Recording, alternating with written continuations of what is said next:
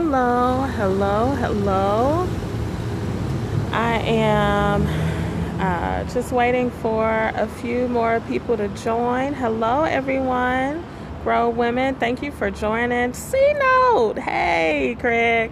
Hey, everyone. Just giving folks a few minutes to join. There we are. Hey. Hello. Well, my name is Deandrea Blaylock Johnson. I am a licensed clinical social worker and your favorite sex therapist. And every once in a while, I'll come on and do a scope. Today, I wanted to do a quick scope. I just came out for a late walk, but wanted to do a quick scope about a question that I get asked pretty often, which is, can married people have single friends? So I want this to be interactive. No, I got to do it on my little breaks. I can't just do it on Saturdays. I got clients in the evening too. So, but yeah, I want to know what you guys think. Can married people have single friends? So I've been watching a few scopes and just thinking on this particular topic, and I'll be a little transparent myself. A lot of the friends that I have, because I identify as heterosexual, and so if I do have friends that are male and I'm married, my husband knows them. So often, if they're not mutual friends where we both know them, where I came into the relationship with friends, then my husband knows them.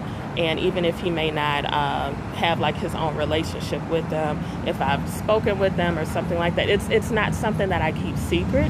And so my personal idea on the issue is, if you do have friends outside of your relationship or outside of your marriage, then it's important that you're open and honest with your partner about those relationships.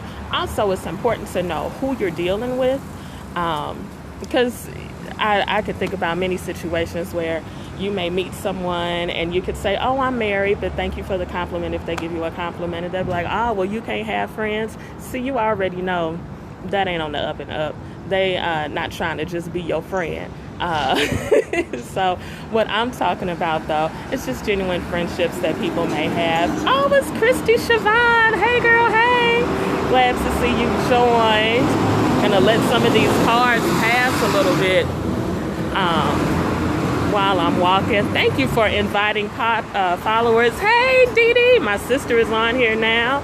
So just to do a quick recap on what we're talking about today is, can people who are in committed, hey boo, hey both of my boos, hey, just want to talk about, can people who are in committed relationships have friends or single friends outside of that? And so what I said is, for me personally, I think it's important that if you are in a relationship and that if you do have friends outside of that your partner knows about them and that you're upfront and honest about what that relationship is. I think once you start to keep things secret, or you think that you may have to keep things secret, then that may harbor some distrust and may actually make some type of breeding ground for an inappropriate situation. So if I'm thinking about a specific friend that I've had since middle school. We've been friends, and he actually lives in Texas. Whenever I talk to him, I tell Alan, oh, I talked to my friend, and he's doing this. And honestly, whenever I talk to my friend, first thing he says, how are you doing? How's Alan? So on and so forth. And it's not a secret thing. If we were to go out to lunch or something like that, I wouldn't feel that I had to keep that secret from my husband, because I know what that relationship is, and neither one of us is trying to breed it into something else. So put in the comments what you guys think. Do you think that married people can have, or people that are in committed relationships, can they have friendships with folks that are of the opposite sex, or even if someone does not identify as heterosexual? Open and honest, missing in most marriages because there is a lack of trust. And comment about our past. Absolutely. So yeah, that brings up another question too. Some people are really, they're not sure how much they should talk about their past in their relationships. And like some people will try to say, well, you need to tell, as long as boundaries are respected. Very true, very true. Some people will say that, oh, you need to tell your partner everything about your past. Whereas some other people will say, well, I don't think you need to tell everyone. And I think it's really individual. It depends on your person. It depends on that relationship. So going back to communication, all right, it depends on a lot of factors. It's unwise if you've had sex before. Word. So like if you've had a sexual relationship with someone, and then you all break up for whatever reason, or even if y'all weren't in a relationship, the old saying, what you don't know won't hurt you. So a lot of people do go by that, what you don't know won't hurt you, when in fact it possibly could.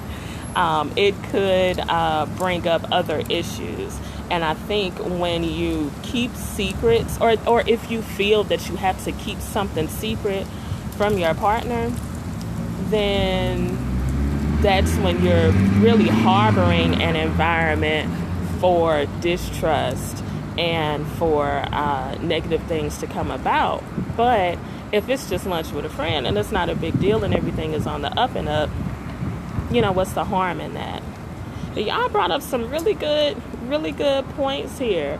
So talking about open and honest communication, talking about respecting boundaries. Familiarity may be easy to go back to. Right. So this friend cannot be somebody that when you have an argument with your boo thing and you decide that, oh, I'm going to go talk to my friend because he getting on my nerves and so on and so forth. And then you may get to talking about, let's say, grown women, that it was that situation that you were talking about where you, where someone may have had a sexual relationship with somebody, and then they start to reminisce about old times. What's the name of that Jill Scott song where she's talking about, I just remember what we used to do? You were never good for me, but I was never good for you, but I remember what we used to do.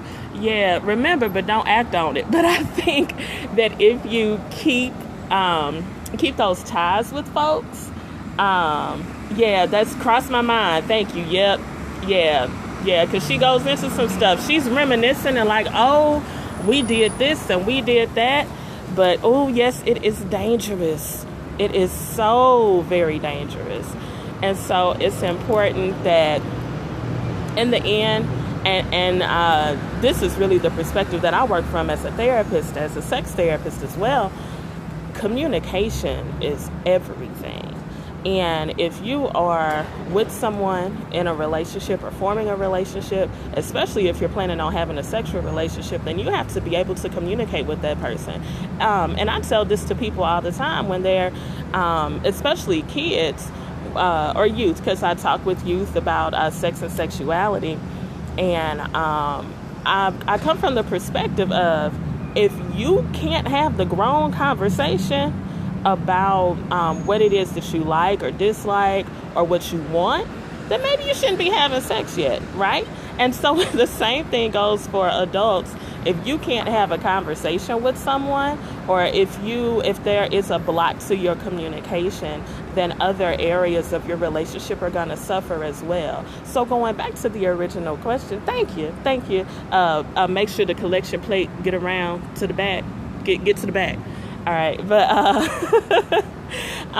but to the original question, can married people or folks that are in committed relationships have friends? I think it's a possibility that you can, but Craig, I'm silly, but but yes, I do think you can. But what it goes back to is open and honest communication. We all got to be friends, right? Okay, so I dig that too. So yeah. So I'm thinking about, like I said, one specific friend that I have that I've been friends with since middle school, right? And so My husband didn't have his own individual relationship with him, but he knows about him, and it's not secret. It's not like, oh, I'm gonna sneak behind his back and when he comes to town, go to lunch. That's breeding ground, even though my friend may not have that in his mind. But still, if you're setting up a situation where you feel that you can't be completely honest, then you need to do some introspection about what you're expecting that situation to be or how you're expecting it to grow, right? So, all right, let me get back in this office building, finish up my work day. Thank you for hanging out with me for a few minutes, and I'll check with y'all 200%. Thank you, Christy Siobhan, and thank you for the hearts. I appreciate it. Yes, but there must be respect, open communication, and spouses must discuss what works. Exactly, because what works for me may not work for someone else's relationship. You have to, like you said, open and honest about what works for you and what works for your relationship. And it may not, my eyebrows are horrible. It may not work for everyone else. It's important that you know what works for you and that y'all are good with what works for you, and you're not worried about what everyone else is saying. All right, so thank you again for hanging out with me. I hope you have a fabulous day. The weather out here is delicious. After work, I'm planning to take a nice walk in my neighborhood and enjoy this day. All right, y'all, take care, have some great sex. All right, bye-bye.